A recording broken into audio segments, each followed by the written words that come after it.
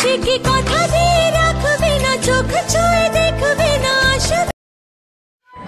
Good morning everyone, welcome to my another new blog. তো সকালে ফার্স্টে এমটি স্টোমাকে এক গ্লাস চিয়া সিড খেয়ে নিলাম, দেন পরিয়ে স্নান করে এখন পুজো দিয়ে নিচ্ছি, কারণ পুজো দিয়ে উঠেই আমাকে আর বোনকে বেরাতে হবে। আজকে অনেকগুলো কাজ আছে, সেই কাজগুলো কমপ্লিট করতে হবে। তো ব্রেকফাস্টে মায়ের আজকে উঠতে লেট হয়ে গেছে বলে তাই আর রুটি করেনি, মানে বাড়ির খাবার করতে পারিনি আর কি। তো সেই জন্য বাপিকে বললো যে আমাদের দুজনের জন্য পেটাই পরোটা এনে দিতে আর কি, কারণ আমাদের বেরাতে হবে তাড়াতাড়ি। তো আমি আর বোন খেয়ে নিচ্ছি এখানে। বোন তো হাফ রেডি হয়েই গেছে, শুধু চুল বাঁধা বাকি আর কি। তো পরোটাটা তো দারুণ ছিল, আমার এক্সপ্রেশন দেখে বুঝতেই পারছো। দেন বেশি দেরি না করে খেয়ে উঠেই একদম আমি বোন দুজনেই রেডি হতে বসে গেছি। যাব অনেকগুলো জায়গায়, কোথায় কোথায় যাব তোমরা ভিডিও দেখতে দেখতেই বুঝতে পারবে।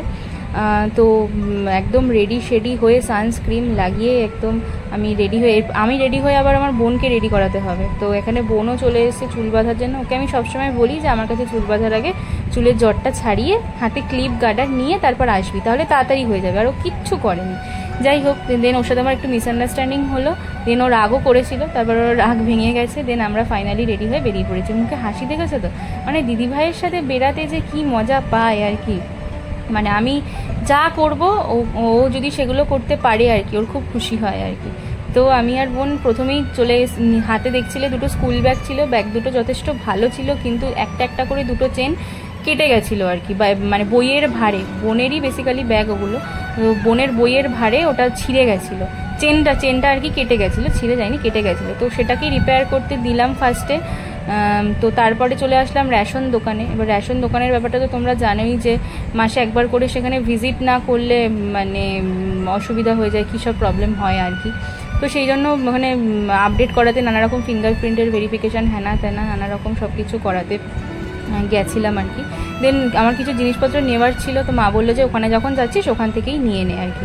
তো ধূপকাঠি, ভিমবার সাবান এসব জাস্ট টুকিটাকি কিছু জিনিস নিলাম আর কি। দেন এখন যাচ্ছি হচ্ছে ব্যাংকে। প্রথমে যাব বরোদা ব্যাংক, তারপর যাব SBIতে। টুকিটাকি এটা সেটা নানা রকম ব্যাংকের কিছু কাজ রয়েছে আর কি।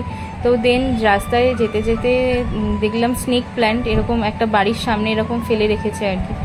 তো মানে গাছগুলোকে দেখে যেটুকু বললাম, এগুলোকে ছাঁটাই করে রেখেছে আর কি। তো যেহেতু আমি সব স্নেক প্ল্যান্ট রাখি আর কি বাড়িতে, তো সেই জন্য দেখছিলাম মানে ভিডিও করলাম আর কি। আর রিক্সা তো আমরা যেহেতু অনেকগুলো জায়গায় থেকে ব্রেক করে আসছি, তো ওরভাবে তো কোনো রিক্সা আসবে না আর কি, এতক্ষণ দাঁড়াবে না আমাদের জন্য। তো সেই জন্য আর কি হেঁটেই আসতে হলো, যাওয়ার সময় রিক্সা করে যাব আর কি। তো সেই জন্য এখন বোন হাঁপিয়ে গেছে বলে বোন বলছে যে আমি কিছু খাবো আর কি। তো ওকে সেই জন্য একটা ফ্রুটি, মানে ওই বললো যে ফ্রুটি খাবে, কারণ ও কোল্ড ড্রিঙ্কস খায় না। দেন ওকে একটা স্লাইস কিনে দিলাম আর কি, আর ও মাসমেলো কিনলো। দেন আমি আর বোন দুজন মিলে ফ্রুটি খেয়ে নিয়ে, মানে স্লাইস খেয়ে নিয়ে আর কি এখন যাচ্ছি হচ্ছে ব্যাংকের দিকে। ব্যাংকের কাজগুলো সারতে হবে এবার, এত গরম, পুরো ঘেমে গেছি আর কি। বৃষ্টি হবে বাট হয়নি, আর হচ্ছে না আর কি, এরকম একটা ব্যাপার। দেন বরোদা ব্যাংকে চলে এসেছি, আমি আর বোন ওয়েট করছি। এখানে টোকেনও পেয়ে গেছি 45, যদিও ব্যাংক ফাঁকা ছিল, খুব বেশি ভিড় ছিল না কারণ উইকেন্ড। তারপরে ওখানে ক্যাশ উইথড্রল কাউন্টারে যিনি আছেন উনি ডাকলেন, উনি ডেকে বোনকে আর একটা বাচ্চাকে আর কি লজেন্স দিল। তো লজেন্স পেতে ভীষণ হ্যাপি হয়েছে। তবে যাই হোক, তারপরে আমি আমার এখানে টোকেনের নাম্বার চলে এসছে, আমি চলে গেলাম ওখানে, কাজগুলো সারলাম একে একে। বোন ভিডিও করে রেখেছে আর কি, মানে আমি বলেছিলাম যে যদি পসিবল হয় করবি আর কি, কেউ যদি বারণ করে, কারণ ব্যাংকে তো ওখানে ফোন ভিডিও অ্যালাউ না এগুলো। তো আমি বলেছিলাম কেউ যদি বারণ করে তাহলে বন্ধ করে দিবি আর কি। তো দেখলাম কেউ কিছু, কারণ আসলে ফাঁকা ছিল, তাই জন্য কোনো অসুবিধা হয়নি আর কি। তো তারপরে ব্যাংকের কাজটা সেরে, একটা ব্যাংকের কাজ সেরে আবার যাচ্ছি অন্য ব্যাংকে। তো সেই সময় যেতে যেতে বোন বললো যে দিয়াই মাছমেলোটা বার করে দাও, আমি খাবো। তো তারপরে মাছমেলোটা ওকে দিলাম। কী সব ছাইপাশ খায়, আমার এইসব একদম ভালো লাগে না, ক্যান্ডি সব লজেন্স মাছমেলো উল্টোপাল্টা। তারপরে ও যেটা খেয়ে নিল, খেয়ে তারপরে আমরা চলে এসেছি হচ্ছে এখানে ATM-এ, SBI-এর ATM থেকে কিছু উইথড্রল করার ছিল, সেটাও করে নিলাম আর কি। দেন এরপরে হচ্ছে আমরা রিক্সা করে আর কি যাবো আরও একটা জায়গায়। তো রিক্সায় উঠে পড়লাম আর কি। ওইদিকের রাস্তা এত খারাপ, তাই জন্য আমাদেরকে ঘুরে যেতে হচ্ছে। ভাগ্যিস আসার সময় মানে রিক্সায় আসিনি, আসতেও না, রিক্সায় আসলেও আমাদের হাফ রাস্তায় নামিয়ে দিতে হতো আর কি। আমরা তো গলিগালা দিয়ে এসছি, শুনলাম ওখানে লেক টাউনের ওই রাস্তায় কাজ হচ্ছে। দেখো কথা বলতে বলতে চলে এসেছি এখন মেন জায়গায়, সেটা হচ্ছে পার্লারে। আমার চুলটা বেসিক্যালি কাটতে সামনে লেয়ার আর পেছনে রাউন্ড বা ইউ টাইপ করবো আর কি। তো আমরা তো সবসময় তোমরা মায়ের ব্লগেও দেখেছো যে এই পার্লারটায় আসি, যেটা বাজার SK দেব রোড বাজারে রয়েছে। তো সেখানে চলে এসেছি।